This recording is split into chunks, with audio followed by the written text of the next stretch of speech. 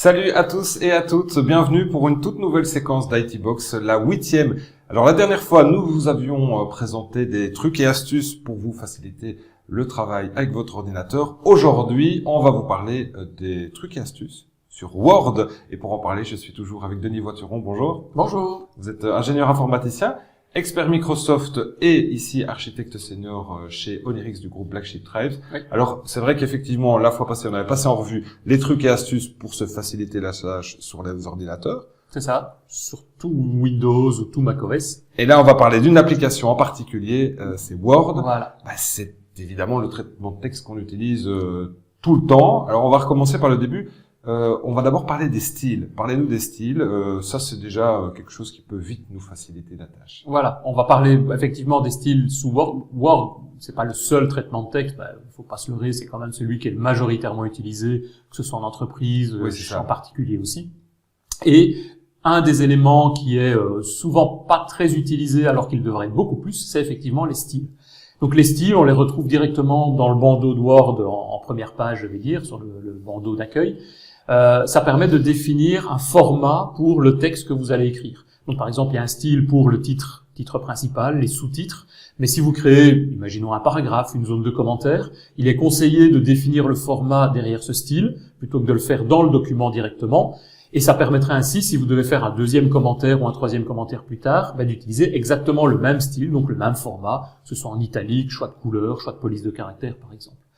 Alors vous pouvez le faire de deux manières. Oui. Vous pouvez le faire soit en allant sur le style et en définissant le format, Oui. soit en le créant dans le document, et puis ensuite vous allez sur le style et vous demandez de créer un nouveau style ou d'appliquer le style existant sur base de ce que vous avez déjà fait dans le document. Donc on n'est pas obligé de tout recréer depuis le début. Alors, on se souvient tous des longues nuits où on écrivait des travaux pour l'école ou un TFE. Maintenant, il y a plein de petites applications qui sont améliorées. On pense par exemple à l'enregistrement. On a tous perdu des documents. Tout ça s'est amélioré évidemment avec le temps. Hein. Voilà. Maintenant, l'enregistrement, il y a une case qui est auto-enregistrement, auto-save, donc qui fait l'enregistrement de manière automatique. A priori, on ne perd rien. Il y a des petits backups. Donc, si votre PC crash ou il y a une panne de courant, que sais-je, vous redémarrez et vous devriez récupérer quasiment l'entièreté de votre document Word de travail sans problème. Alors, une autre petite révolution, ça c'est assez nouveau et ça s'améliore, c'est évidemment de pouvoir dicter du texte. Ça, alors, c'est voilà. vraiment Si j'avais génial. si j'avais pu avoir ça lorsque j'ai fait mon travail moi à l'époque, ça aurait quand même permis de gagner énormément de temps. Effectivement, il y a un bouton Dictate qui permet en appuyant dessus, il suffit de parler et l'ordinateur transcrit tout ce que vous êtes en train de dire. Ça fonctionne aussi bien dans la version Word en ligne, online, dans le navigateur, comme on en avait déjà parlé dans un épisode précédent, Oui. mais ça fonctionne aussi dans le Word classique qui se trouve sur le PC. Alors, si par exemple on a fait un enregistrement d'une conversation ou d'une interview, comment est-ce qu'on s'y prend du coup?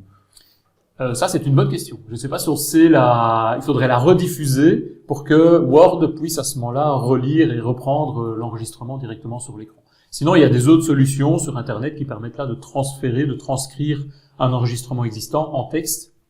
Ici, c'est vraiment de faire de la traduction en live, de la transcription en live de ce que vous êtes en train de dire. Oui. Et par exemple pour les corrections, l'orthographe, la syntaxe, ça s'améliore de plus en plus. Hein. C'est Voilà. pas encore parfait, mais ça s'améliore d'année en année. Hein. Voilà. Même en dictant, il tient compte de tout ça, que ce soit la grammaire et l'orthographe, et le dictionnaire et la grammaire, ça vous le souligne, que ce soit en rouge ou en vert en fonction de grammatical ou faute d'orthographe. Donc, il va vous signaler à chaque fois qu'il y a des petites erreurs qui apparaissent dans votre code, dans votre écran.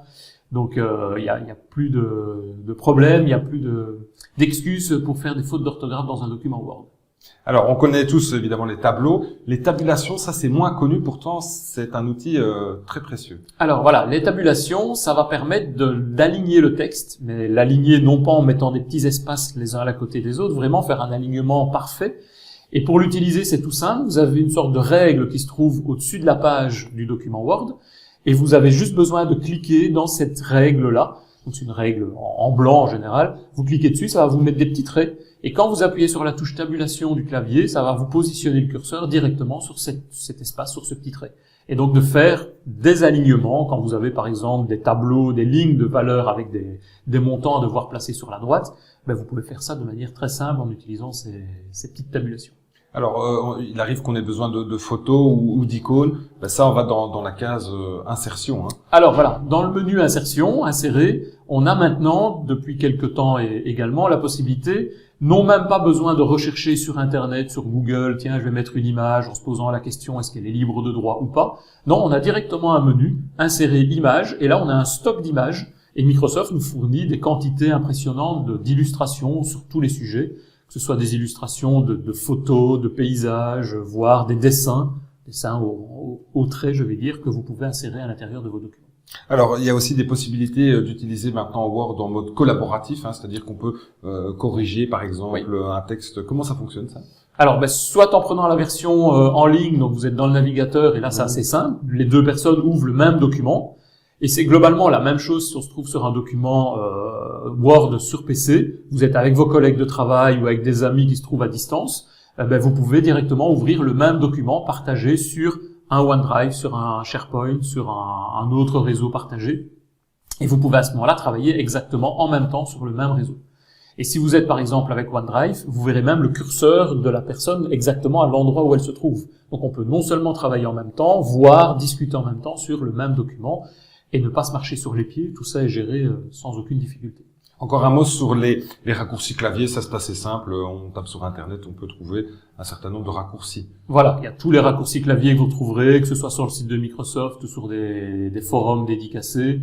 Bon, il y a les classiques, le copier, CTRL-C, le coller, CTRL-V, les mises en forme, la création de nouveaux documents. Et un raccourci qui est parfois un peu moins connu, il y a forcément le retour à la ligne, le return, qui permet de passer sur la ligne suivante, le paragraphe suivant plus exactement. Mais vous avez également le control return qui permet de passer à la page suivante. Donc quand vous avez terminé une demi-page et que vous devez aller ensuite écrire le reste de votre document sur la page suivante, ne faites pas des returns 3-4 pour arriver à peu près à cette page-là, mais faites un control return, vous serez positionné sur la page suivante directement. Oui, enfin un petit mot pour ceux qui ne sont peut-être pas sur Windows, c'est toujours à peu près le même principe dans tous les traitements de texte. Alors Word, c'est le même Word que ce soit sur Windows, que ce soit sur macOS, que ce soit sur Android, sur iPhone par exemple. C'est exactement le même traitement de texte. Les raccourcis clavier sont quasiment les mêmes à chaque fois aussi, et les fonctionnalités sont les mêmes. Tout ce qu'on vient de dire ici. Pomme C, Pomme V par exemple pour voilà. Merci beaucoup, Denis Voiteron, et merci à vous de nous avoir suivis. Vous retrouvez évidemment toutes ces séquences sur nos réseaux sociaux, mais aussi sur notre page YouTube, à Black Sheep Tribes Network. Je vous remercie de nous avoir suivis. À bientôt, au revoir. À bientôt.